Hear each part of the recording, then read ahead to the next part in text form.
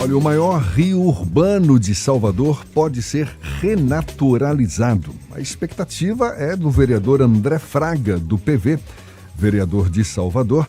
Isso depois de protocolar um projeto de indicação que pode recuperar o rio Camaragipe. Até o fim da década de 70, o rio Camaragipe serviu para o abastecimento de água aqui da cidade, mas deixou de cumprir tal função devido à grande poluição causada pelo lançamento de esgoto, também resíduos tóxicos. É um assunto que nos interessa a todos. Rio Camaragipe hoje, um fedor danado para quem passa ali pela região do Costa Azul. Enfim, vamos falar mais sobre o assunto? O próprio vereador está aqui conosco, André Fraga, do PV. Prazer recebê-lo, vereador.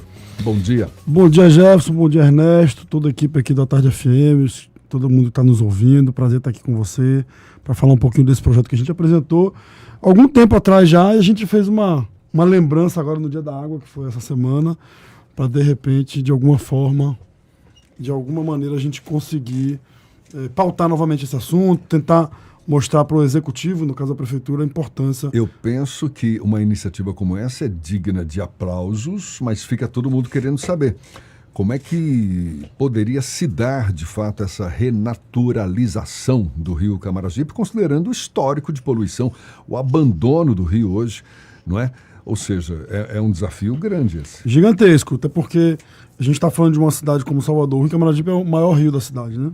Então ele corta a cidade, corta muitos bairros, e ao longo desse trajeto, dessa trajetória dele, ele vem recebendo, né, esgoto, água pluvial, que também recebe esgoto irregularmente.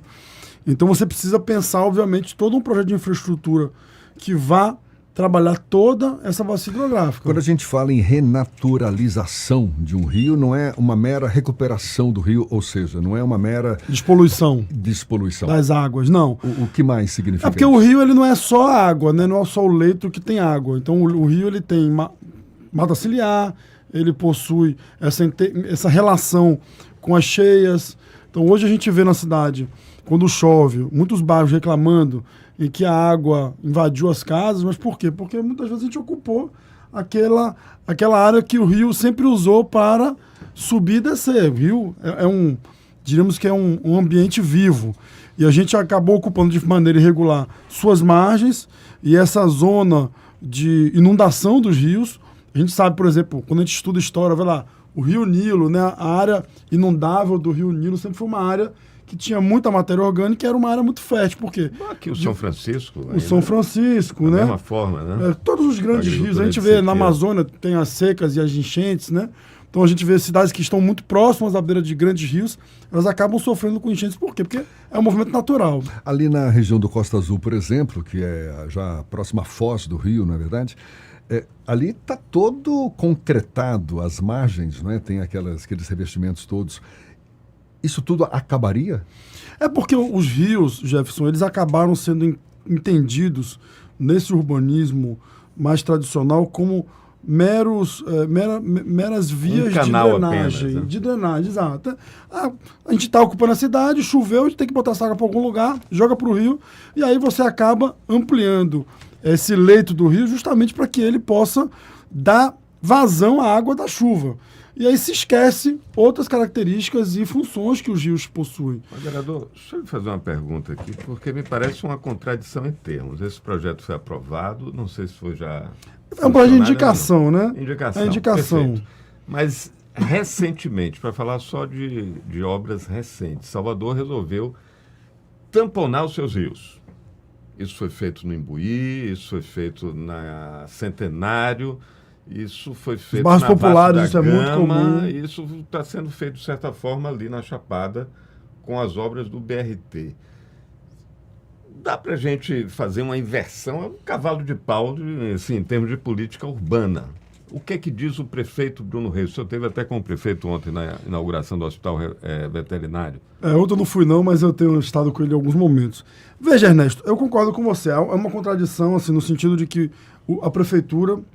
E até o governo do estado também, enfim, políticas públicas de forma geral, elas hoje... público de uma forma geral, isso. Então elas acabam, inclusive por pressão de moradores, A gente vai nos bairros populares e tem uma pressão grande. Tem que cobrir esse canal aqui, é esgoto, é lixo, etc. e tal, por um desconhecimento dessa função importante que os rios cumprem, ou cumpririam se estivessem naturalizados. Por outro lado, eu, enquanto vereador, né, do Partido Verde, engenheiro ambiental, não deixarei de pautar esse assunto, porque eu acho que, na medida que a gente pauta, a gente traz o tema, vai discutindo, em que pese eu entenda que a prefeitura tem uma série de projetos interessantes, importantes, divirjo de alguns deles, penso diferente, né? Por outro lado, por exemplo, a prefeitura hoje, Ernesto, não sei se você conhece, está em curso o projeto do Mané Dendê. Sim. O Mané Dendê hoje é parecido com o que a gente está propondo. É a recuperação de uma bacia hidrográfica no subúrbio ferroviário, que é o rio Mané Dendê, que inclusive alimenta algumas das cachoeiras do Parque São Bartolomeu, que hoje descem com esgoto, a gente sabe como é, não dá para tomar banho lá. E hoje tem uma grande obra de infraestrutura que inclui a recuperação e, em alguns trechos, a renaturalização do riacho Mané Dendê, e que é um grande exemplo que pode ser revertido para outras áreas. De fato, é um cavalo de pau. A cidade, nos últimos anos, vem investindo também nessa política, que é uma política, na minha opinião, ultrapassada. Mas, por outro lado, se a gente não pautar esse assunto, se a gente não trouxer, se a gente não mostrar que a importância... Só para ficar claro aqui para os nossos ouvintes, um projeto de indicação, que foi o caso aqui, na verdade é uma sugestão que se faz ao prefeito. Exatamente. Para ver se ele compra a ideia. O senhor sinaliza também, por exemplo, origem de recursos para viabilizar um projeto como esse? Na indicação, a gente não necessariamente sinaliza origem de recursos, mas eu tenho dialogado já essa é uma informação importante, com a prefeitura, né, através da Casa Civil, que é o órgão que faz o manejo do orçamento, que executa também os Tem uma ótima figura lá, que é Luiz Carreira. Né? Quase um professor, né, de gestão pública. Um decano nessa gestão. Né, na minha passagem pela secretaria, eu aprendi muito com Carreira, uma figura incrível. E conversando com o Carreira, inclusive não falando, mas com ele, a prefeitura tem hoje uma experiência muito grande de captação de recurso externo. Então, pedi muito para ele, Carreira, bote aí nesse foco, de repente fazer esse projeto, né? Você já tem uma experiência rodando no Mané Dendê importante, e vamos trazer uma experiência que é Bahia Todos os Santos, né? Enfim, e vamos botar uma experiência aqui para a Orla Oceânica, para algum rio que chegue na Orla Oceânica. Ele está aí gostando muito da ideia, a gente está dialogando bastante, eu estou relativamente esperançoso de que isso possa começar a sair do papel. Lembrando que é um projeto que leva alguns anos, né? O Mané Dendê, do planejamento à execução, levou algo em torno de 4, 5 anos para conseguir recursos, executar, desenvolver projetos, e agora está começando a inaugurar as primeiras intervenções. E uma iniciativa como essa não se resumiria a ter recursos e ações efetivas ali para, de fato, recuperar o rio, mas isso passa por questões como educação ambiental, na verdade, conscientização da própria população sobre a importância da preservação dos recursos hídricos nossos e tudo mais. Como é que se daria isso? Porque, como o Ernesto falou ali, hoje a gente já tem grande parte dos nossos rios tamponados, né? Estão ali passando por assassinados. Vamos falar em português. Inclusive, para parte da população, isso, em tese, digamos assim, é bem-vindo, porque viabiliza, não é? A expansão urbana, enfim, tem lá os seus interesses. Então, é mexer no vespeiro aí, né? Eu não diria nem que é mexer no vespeiro, Jefferson. Eu acho que aí é uma outra visão, né? Uma visão de um processo natural de evolução. A humanidade, ela vai evoluindo, às vezes volta, né? Volta um pouquinho, depois evolui mais de novo, alguns espasmos que a gente vive. Passo à frente, dois atrás. A democracia, principalmente. A democracia vai e volta. Mas nesse caso especificamente, eu estava lembrando aqui, Ernesto falou, um projeto que existe em São Paulo, que aqui passava um rio. Sim. E aí, o que é? Por exemplo, embaixo dessa rua aqui tem um rio passando. Como a gente tem, por exemplo, em Salvador, na Bonocô, a gente tem, por exemplo, em Salvador, ali na... Manuel Dias da Silva. A Manuel Dias. Baixa dos Sapateiros. Pronto, a Baixa do Sapateiro, eu passo todo dia por lá. Exatamente. E eu lembro, porque inclusive era o Rio das Tripas, né? Que tem uma relação próxima com a Câmara de Vereadores, porque a Câmara de Vereadores foi o primeiro açougue da cidade, jogava as tripas lá, e por isso que era chamado de Rio das Tripas. Então, eu não diria que é mexer no vespeiro, eu diria que é mostrar que há uma outra opção para tratar os recursos hídricos da cidade. E a ideia é fantástica. E a partir daí, um projeto como esse, como você lembrou, tem, obviamente, vários componentes. E entre eles, mobilização e engajamento social, né, recuperação de mata ciliar, E principalmente, eu acho que talvez seja o mais visível para a gente, é o tratamento do esgoto. Né? Isso vai de encontro, inclusive, aos objetivos de desenvolvimento sustentável defendidos pela ONU, não é verdade? Totalmente. Agora, por sinal, tem alguma semelhança esse seu projeto de indicação com experiências bem-sucedidas de revitalização de rios de outras cidades? Me parece que em Paris isso já foi possível, na Alemanha também, em Seul, Londres. na Coreia, Londres. Tem uma história em Londres que é interessante, Jefferson. Há uns 100 e poucos anos atrás, um navio, ele colidiu e afundou no Tâmisa. E aí algumas pessoas morreram, mas elas não morreram afogadas, elas morreram por causa da poluição. Intoxicação do rio Tâmisa.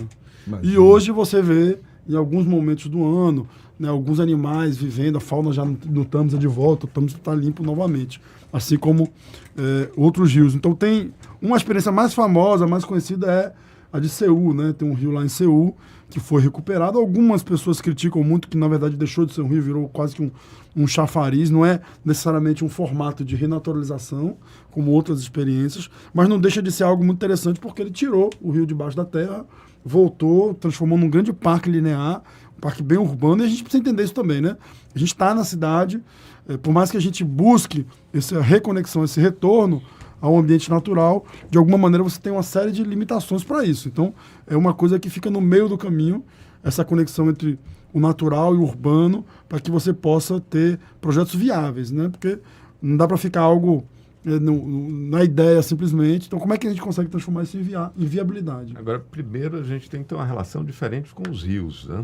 Porque Jefferson falou agora há pouco, muitas comunidades pedem o tamponamento dos rios para se ver livre de muriçoca, de ratos, etc., de toda a sujeira. Mas a cidade trata mal os rios, né? E são também nós, moradores, mas também o poder público trata muito mal ou não educa a população para ter uma convivência diferente, né?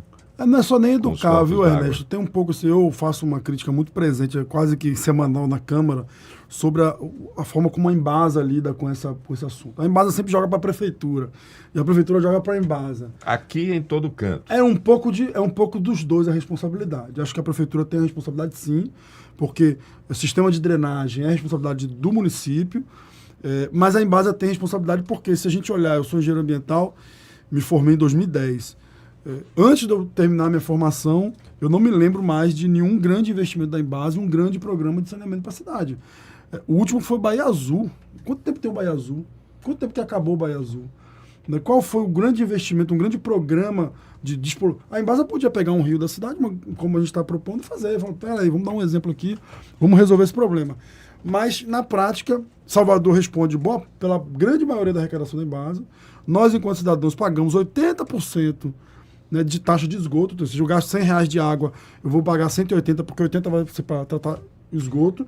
E não tem um grande investimento, um grande programa, um grande projeto. Mas a explicação disso não está na nossa forma. A gente já avançou muito. Acho que a pandemia deu uma lição, deu uma demonstração muito grande de um avanço, mas ainda não superamos essa visão política tacanha, provinciana, Disputa. de que o risca-faca da política que determina se as esferas de governo se articulam ou não. Está aí o nosso centro histórico, até hoje esperando que as 3 esferas de governo se somem numa gestão compartilhada daquele espaço ali, que não deveria ser visto como um problema, assim como uma solução para a cidade.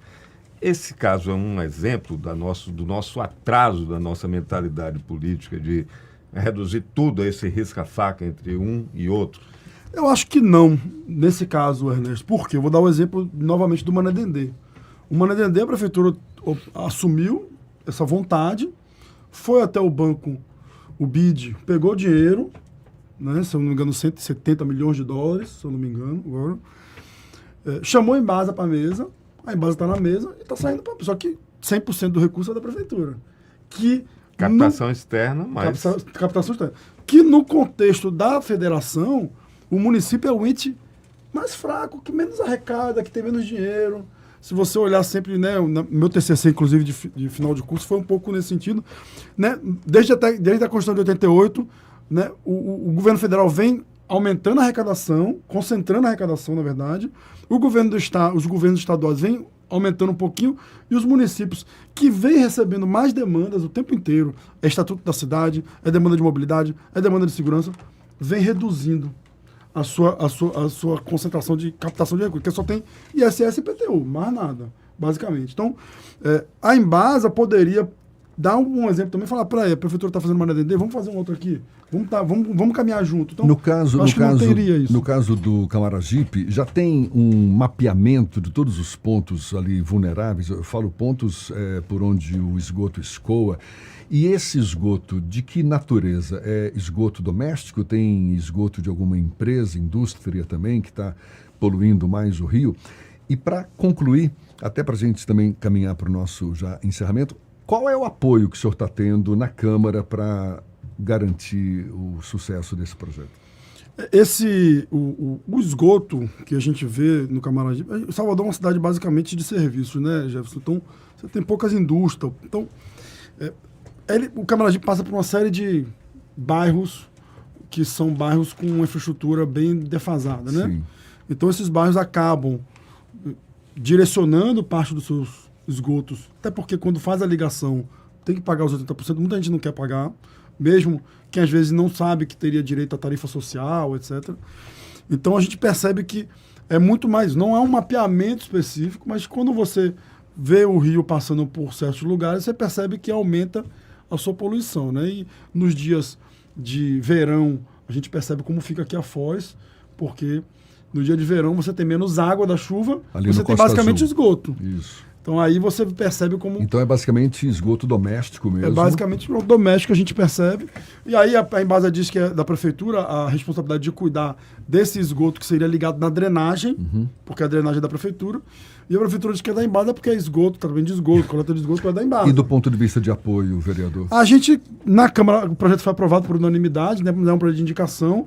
E a gente percebe que toda vez que a gente pauta esse assunto, as pessoas são a favor, né? Quem é que não quer ver um rio limpo na cidade? Com certeza. Vereador, estamos no finalzinho da entrevista, mas é impossível não entrevistar o único vereador do Partido Verde, aqui em Salvador, e não perguntar sobre essa polêmica aí da venda de áreas verdes defendida pela Prefeitura. O senhor aprovou esse projeto? É contra o projeto? Qual é a sua posição? Eu votei contrário na Câmara, no projeto. Né? Acho que... Inclusive, eu acabei de terminar um doutorado que trabalha esse tema, né, na USP.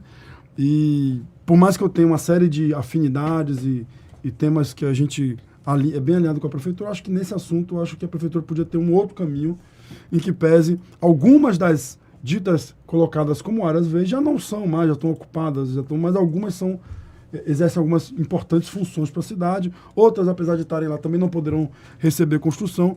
Mas eu acho que poderíamos ir por um outro caminho, por isso optei por votar contra na Câmara, naquela votação. E hoje estou vendo esse debate acontecer na cidade. Já entrou a justiça no bolo. No caso da Vitória, né? Eu já vi.